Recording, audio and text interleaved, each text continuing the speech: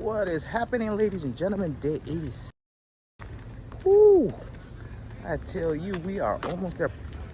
Yes, sir. Let's get it.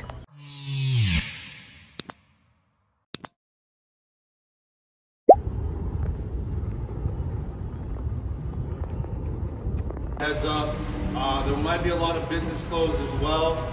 So if you're with a business, you'll still get credit for contact compliance. So if you're on that phone call for 12 seconds at least, or getting contact with the customer, you'll still get credit. So today we'll be rescuing. Yeah, I think I'll be at Eva's side. I'm not too sure yet, but I gotta go do my first rescue with Anthony, and then yeah, the rest of the day we'll come back. See y'all on the road. Yeah, that's what I'm talking about. All right, first stop of the day, the shopping center before you hit Waipahu on Kauka Boulevard. So I'm in Waipahu at this lunch wagon over here.